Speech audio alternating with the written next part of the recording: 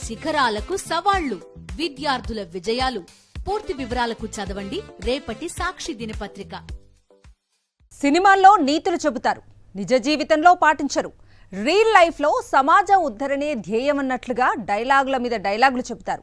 Real లైఫ్లో మాత్రం అత్యంత నీచంగా వ్యవహరిస్తూ ఉంటారు.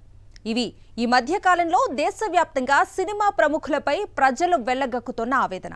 పాత్రలు ఇప్పించండి అని వచ్చే అమ్మాయిలను కమిట్మెంట్ ఇవ్వాలని వేధిస్తూ అప్పుడే రోల్స్ ఇస్తామని మభ్యపెట్టే సినిమా కామాంధులు అలా రెచ్చిపోవటానికి కారణం ఎవరు?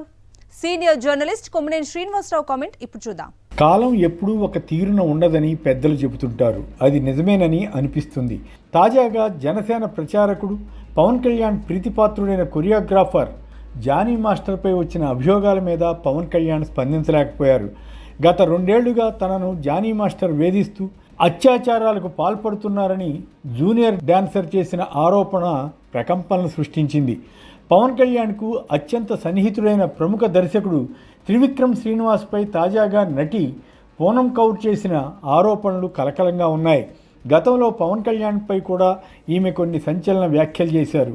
అయినా రాజకీయ నేపథ్యం లేకపోవడం, సినీ ఫీల్డ్లో పలుకుబడి లేకపోవడంతో ఈమె ఏ అభియోగాలు మోపినా ఎవరూ పట్టించుకోలేదు. ఇందుకు మరో ఉదాహరణ ప్రముఖ నటుడు బాలకృష్ణ తన ఇంటిలో 2పై కాల్పులు జరిపినా ఆయన జైలుకు వెళ్లకుండా కొందరు పలుకుబడి కలిగిన వారు కాపాడారు. ఆడది కనిపిస్తే డాష్ డాష్ డాష్ అంటూ మహిళలపై చాలా అనుచిత వ్యాఖ్యలు చేసినా మహిళా సంఘాలు కూడా పెద్దగా ఆక్షేపించలేదు. హిందూపురం ప్రజలు 3 సార్లు శాసనసభకు ఎన్నుకున్నారు. ఇందులో తప్పెవరిది అంటే ప్రజలదే తప్ప బాలకృష్ణ, పవన్ కళ్యాణ్ వంటి వారిది కాదని అనుకోవాల్సి వస్తుంది. కొద్ది కాలం క్రితమే నటి హేమపై వచ్చిన డ్రగ్ ఆరోపణలు, రాజ్ తరుణ్ అనే నటుడిపై ఆయనతో సహజీవనం చేసిన ఒక మహిళ ఫిర్యాదు, ఆయన తాజా ప్రియురాలి గొడవ వంటి ఘటనలు సినీ అభిమానుల కళ్ళు తెరిపించాలి. కొన్ని నెలల క్రితం హత్య కేసులో ఒక నటుడిని అరెస్ట్ చేయడం కర్ణాటకలో ప్రకంపనలు రేపింది.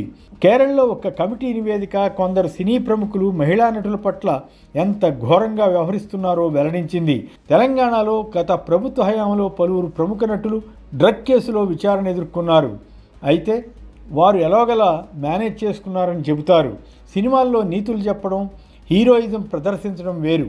వాస్తవ జీవితంలో వారు వ్యవహరించే శైలి వేరని అనేక మార్లు రుజువవుతున్నా కొంతమంది కులం పేరుతోనో లేక ఇతరత్ర అభిమానం పేరుతోనో విపరీతంగా ఆరాధించడం బాధాకరం. సినిమాను వినోదంగా చూసి సరిపెట్టుకోలేని అభిమానుల బలహీనతను నటులు కొందరు తమకు అనుకూలంగా మలుచుకుంటున్నారు. తద్వారా రాజకీయాల్లోకి వచ్చి పదవులు పొంది కథలు చెబుతున్నారు. అలాంటి వారిలో ఉప ముఖ్యమంత్రి పవన్ కళ్యాణ్ పేరును కూడా పలువురు విశ్లేషకులు ప్రముఖంగా ప్రస్తావిస్తుంటారు. దానికి కారణం ఆయన వివాహాలు, విడాకులు, ఇతరత్ర ఆరోపణలు వచ్చినా రాజకీయంగా విజయవంతం అవడమే అని చెప్పాలి.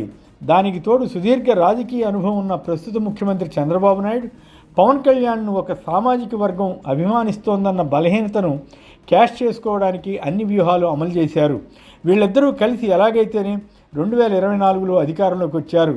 జగన్ ప్రభుత్వ టైంలో ఏ చిన్న ఘటన జరిగినా నానాయాగీ చేసిన వీరిద్దరూ తాము పవర్లోకి వచ్చిన తర్వాత రాష్ట్రంలో మహిళలపై ఎన్ని వేధింపులు జరిగినా, అత్యాచారాలు జరిగినా వాటిని అదుపు చేయడం లేదు. ఈ నేపథ్యంలో జానీ మాస్టర్ కీచక ఉదంత ఆరోపణ వెలుగులోకి వచ్చింది. కానీ జానీని జనసేన పార్టీకి దూరంగా పెట్టినట్లు ఒక నామమాత్ర ప్రకటన చేసినా పవన్ కళ్యాణ్కు ఎంత సన్నిహితుడోనని తెలిపే అంశాలు బయటికి రావడంతో పార్టీతో పాటు పవన్ పరువు పోయినట్లయింది. సామాజిక స్పృహ కలిగిన కళాకారుడు జానీ మాస్టర్ అని పవన్ కళ్యాణ్ మెచ్చుకోవడం విశేషం. వారిద్దరి చిరకాల స్నేహ సంబంధాలు అందరికీ తెలిసాయి. జానీ మాస్టర్ ఇప్పుడు ఒక జూనియర్ డాన్సర్పై అత్యాచారానికి పాల్పడ్డారన్న అభియోగానికి గురి కావడం సామాజిక స్పృహ ఎలా అవుతుందన్న ప్రశ్న వస్తోంది. పైగా పవన్ స్ఫూర్తితో ప్రయాణిస్తున్నానని జానీ మాస్టర్ అంతకుముందు వ్యాఖ్యానించిన వైనం కూడా పవన్కు ఇబ్బందిగా మారింది. గతంలో 2014-19 మధ్య టీడీపీ హయాంలో జరిగిన సుగాలి ప్రీతి అనే యువతి హత్య కేసును జగన్ ప్రభుత్వానికి అంటగట్టి పవన్ ప్రచారం చేసేవారు. ఏపీలో వాలంటీర్లుగా పనిచేస్తున్న సామాన్యులను అమ్మాయిల కిడ్నాపర్లుగా పోల్చి దారుణంగా అవమానించారు.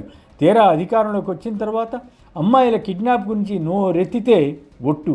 అంతేకాదు తెలుగుదేశం కార్యకర్తలు, నాయకులు, అలాగే కొంతమంది జనసేన వారు హింసాకాండకు దిగిన మహిళలపై సైతం రాక్షసత్వంగా వ్యవహరించిన పవన్ కళ్యాణ్ కనీసం సానుభూతి చూపడం లేదు.